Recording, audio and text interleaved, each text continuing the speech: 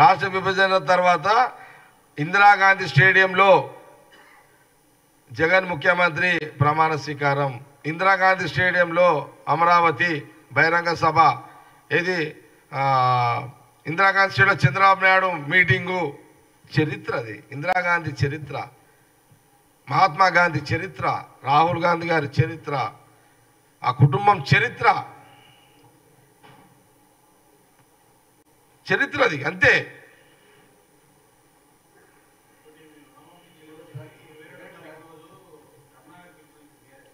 అది తర్వాత వద్దాం, ఇది ఇంపార్టెంట్. ఇప్పుడు సీఎం ఏమి ఆగా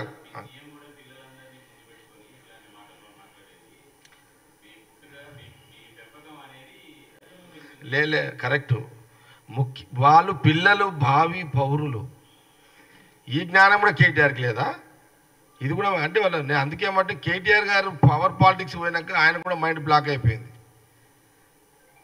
ముఖ్యమంత్రి రేవంత్ రెడ్డి గారు మా పిల్లలు, రాజీవ్ గాంధీ గారు, ఇప్పుడు మనం చెప్పమా ఇంట్లో మన చిన్నపిల్లలకి ఏం చెప్తారా, మీ తాత అట్లుండరా, ముత్తాత ఇట్లుండరా, ఎందుకు చెప్తాం ఇవన్నీ?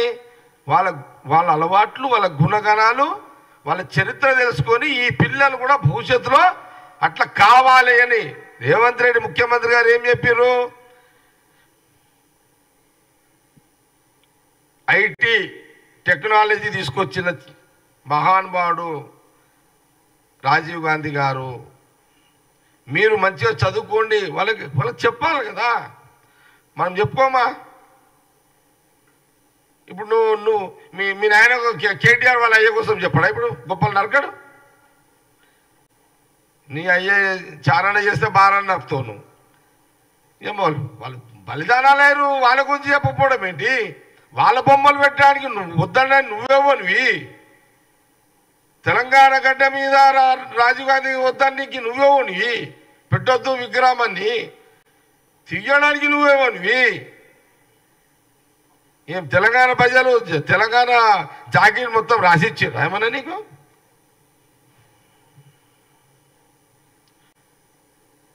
ఏం అడుగుతున్నావు?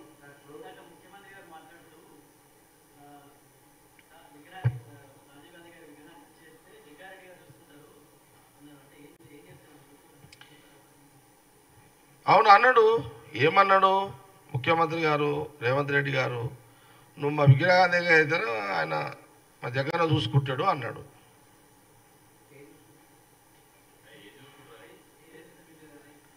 ఏంది చూసుకుంటాడంటే నా గురించి తెలుసు కదా, ఇప్పుడు మీకు తెలుసు కదా. ఒకటి చెప్పాలా, రాష్ట్ర విభజన సమయంలో, తెలంగాణ రాష్ట్ర విభజన సమయంలో తెలంగాణ పేరు మీద ముఖ్యమంత్రి ఇప్పుడు ముఖ్యమంత్రి అప్పుడు మాజీ ముఖ్యమంత్రి ప్రతిపక్ష నాయకుడు ఆ రోజు కేసీఆర్ గారిని ఎవరైనా ఈ తెలంగాణ, ఎందుకంటే ఆయన అదేదో మనం శివుని తెలంగాణ మూమెంట్ ఎట్లుండంటే శివుడు గాడు, శివుని లింగం మీద ఆ తేలున్నా పామున్నా ఎవడు కొట్టకూడదు, ఎందుకంటే దేవుడు కొట్టగల, దేవుని కొట్టినట్టు కొంత కానీ అట్లా ఉంటుండే కదా. అరే మనం తేలు తప్పపోతే దేవునికి కొట్టినట్టు అవుతుందని ఏం మనం తేలు కొట్టకూర్రి. కానీ అట్లనే తెలంగాణ మూమెంట్లో కూడా రాష్ట్ర విభజన మూమెంట్లో కేసీఆర్ని ఏమనకూర్రి. ఆ టైంలో నేను ఛాలెంజ్ చేసిన, ఏమని, ఈ హైవే మీద నువ్వు ఎక్కడొచ్చి నేను అడ్డుకుంటాను ఛాలెంజ్ చేసిన. ఉదయం 5 గంటల నుంచి సాయంత్రం 6 గంటల వరకు కేసీఆర్ బయటికి రాలే. అందుకే ముఖ్యమంత్రి రేవంత్ రెడ్డి గారు తెలుసు జగన్ రెడ్డి ఏదో తెలుసు, అందుకే అట్లా కొట్టిడిగా నువ్వు రా మా జగన్ చూసుకుంటాడు. మంచి తెలంగాణ ఉద్యమం టైంలోనే మీ అయ్యను ఉనికిచ్చినోడు, ఇక నువ్వు ఒక లెక్కనా అని ఆయన అర్థం. రేవంత్ రెడ్డి ముఖ్యమంత్రి గారు చెప్పింది దానికి దాని అర్థం. ఇంకా అదొద్ది అట్లా పోద్ది, అది మీరు చెప్పొద్దు. ప్రశ్నలే క్వశ్చన్స్ వేయండి, సలహాలు ఇవ్వకుండా నాకు. ఆగా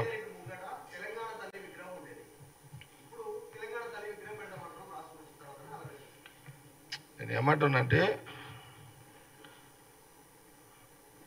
ముఖ్యమంత్రి గారు రేవంత్ రెడ్డి గారు విగ్రహం ఎక్కడ పెట్టాలి, తల్లి గుండెల్లో ఉండాలి కాబట్టి తెలంగాణ తల్లిని సెకండ్ లోపల పెడుతున్నాడు. తెలంగాణ తల్లి గుండెల్లో ఉండాలి కాబట్టి సెక్రటరియట్ లోపల పెడుతున్నాడు ముఖ్యమంత్రి రేవంత్ రెడ్డి గారు తెలంగాణ తల్లి విగ్రహాన్ని. ఓకే.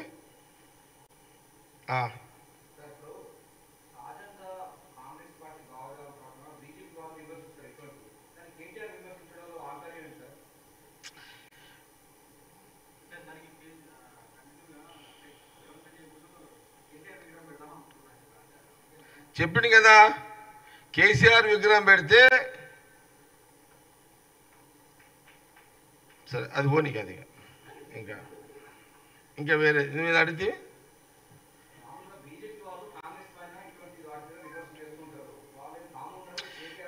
బీఆర్ఎస్ పొలిటికల్ పార్టీ వాళ్ళు వాళ్ళు విమర్శలు చేస్తుంటారు. విమర్శలకు ఘాటుగా విమర్శలు మేము చేస్తాము ఇంకా చేస్తాము. కుస్తీలకు వస్తే కుస్తీలకు సై, నువ్వు కత్తి తెస్తావా, మాత కత్తి రెడీ ఉంది. నువ్వు తల్వార్దా, మాత తల్వార్ రెడీ ఉంది. నువ్వు తొడలు కొడుతూ ఒక తొడ కొడితే మేము 10 తొడలు కొడతాం. ఇక్కడ మేము కుస్తీలకు కానీ తల్వార్లకు దేనికి ఇంకా ఓము. రాజకీయ యుద్ధం నువ్వు ఏ రకంగా చేయాలనుకున్నా కేటీఆర్, దానికి సోనియా గాంధీ, రాహుల్ గాంధీ, ఖార్గే గారి నాయకత్వంలో తెలంగాణ గడ్డ మీద ప్రతి కాంగ్రెస్ కార్యకర్త నుంచి మొదలుకుంటే రాష్ట్ర ముఖ్యమంత్రి వరకు, రేవంత్ రెడ్డి వరకు, మా మినిస్టర్లు, ఎమ్మెల్యేలు, ఎమ్మెల్సీలు గెలిచిన ఓడిపోయినము అన్నిటికీ సిద్ధంగా ఉన్నాము. దేనికి వెనకడుగు వేయము. తెలంగాణ ప్రజలను మీరు హింస నరకం చూపించారు. 10 ఏళ్ల కాలం మీకు అధికారం ఇస్తే ఆ నరక విముక్తి కోసమే, విముక్తి చెందడానికే తెలంగాణ ప్రజలు కాంగ్రెస్ పార్టీకి అధికారం ఇచ్చిర్రు.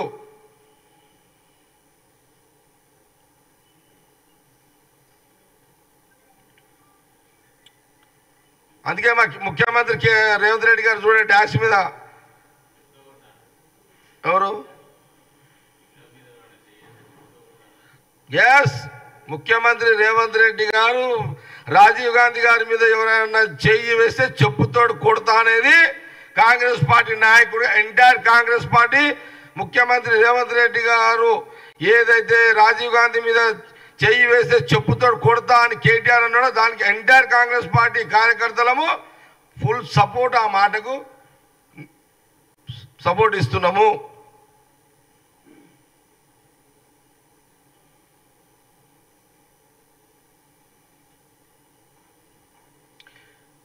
కానీ ఒక మాట నాకు డయాస్ మీద చెప్దాం అనుకుని ఏంటి చెప్పేస్తే అయిపోతుంది. ఇప్పుడున్న ఈ రాజకీయాలకు, ఇప్పుడు ప్రజెంట్ పాలిటిక్స్కి, ఈ బీజేపీ వాళ్ళకు, ఈ క్రైమ్ లీడర్సు, ఈ లూజ్ లీడర్సు 2 రకాలుగా ఉన్నారు. Crime leaders, loose leaders. Crime అంటే ఈడీ, ఐటీ, ఏడి, బీడీ ఇవి. లూజ్ అంటే బీఆర్ఎస్. వీళ్ళిద్దరికి ఇప్పుడు సూట్ ఎవడవుతాడయా, వీళ్ళకి మొగడు ఎవడయ్యా అంటే రేవంత్ రెడ్డి కరెక్ట్. ఇప్పుడైతే నాకు ఇది డాష్ మీద అనిపించింది. ఇక ఆ రేవంత్ రెడ్డి స్పీచ్ ఇచ్చినంతసేపు అంటే నాకు కూడా స్టైల్ వచ్చు, కానీ ఇప్పుడు నాకు కొంత ఒక్కోసారి నాకు కొంత పోనీలు అంట. కానీ ఇప్పుడున్న సిచ్యువేషన్కి అయితే వీళ్ళకి దగాడు మిండాడు మొగడు ఎవడరా అంటే సీఎం రేవంత్ రెడ్డి గారే. నాకు డాన్స్ మీద అనిపించింది. అది నాకు మైక్ ఇస్తాడేమో, హనుమంతాన్ని ఇస్తే ఇది కూడా ఇది చెప్దామని అనుకున్నా. ఇక సీఎం అయిపోయినాక ఇక ఛాయిస్ ఉంటుంది కదా. ఎందుకు అనిపించిందంటే అంత పెద్ద గొప్ప మహానుభావుడు రాజీవ్ గాంధీ గారి గురించి లూజ్గా మాట్లాడుతున్న లూజ్ నాయకులని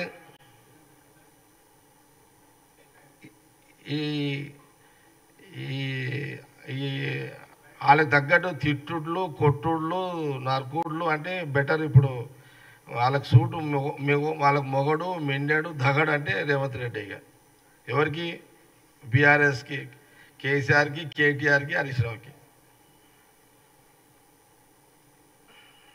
కాకపోతే నిజం దగడు బోల్తో పరిశాంతి కదా. अरे अपन का वर्जिनल वर्जिनल तेलंगाణ का లాంగ్వేజ్ అని అనుకోవచ్చు, అది మాతృభాష అనుకోవచ్చు, మన యాస మనంటే వాస్తవమే కదా. ఇప్పుడు అంత పెద్ద గొప్ప చరిత్ర గల కుటుంబంలో, బలిదానం కుటుంబంలో ఉన్న వ్యక్తుల మీద ఎందుకయ్యా లూజ్గా మాట్లాడతావు కేటీఆర్ గారు? ఇంకా ఇష్యూస్ ఏమైనా లేవా? వేరే ఇష్యూస్ తీసుకో.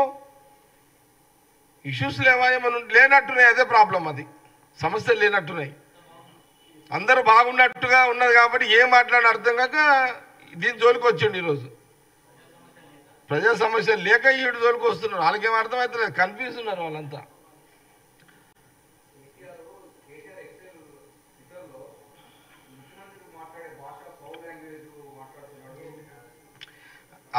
మరి మీ అన్యాసులు గిన్యాసులు అంటే అది ఏమి లాంగ్వేజ్ ఏమన్నా ఇదా?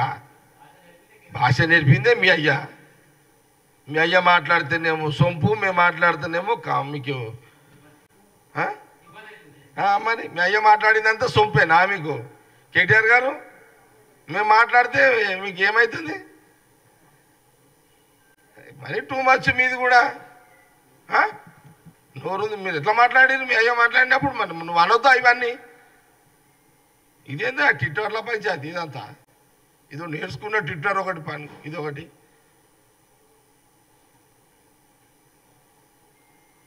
నేను ఏమంటున్నంటే చెయ్యి, ఒక ప్రతిపక్ష పార్టీగా ప్రజా సమస్యల మీద ఏమన్నా మా దృష్టికి రాని ఏమైనా మిస్ అయితే మా దృష్టికి తీసుకురా. దాని మీద పోరాటాలు చేయి, మా దృష్టికి తీసుకురా. మా ముఖ్యమంత్రి గారు, మా మంత్రులు ప్రజల్లో ఉంటున్నారు, వాళ్ళు రెస్పాండ్ అవుతారు మీకు.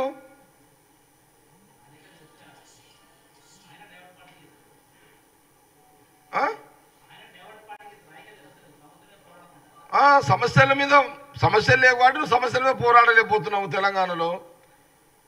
ఏం తొయ్యగా అరే మా కోపం వస్తుంది కదా. రాజీవ్ గాంధీ గారిని అంటే ఆయన స్టాచ్యూ పెడతామంటే నువ్వు మన నోటుకు వచ్చిన మాట్లాడితే మరి మా నోరు ఎందుకు ఊకుంటుంది? మేము కూడా ఊకోము, మా నోరు ఊకోదు.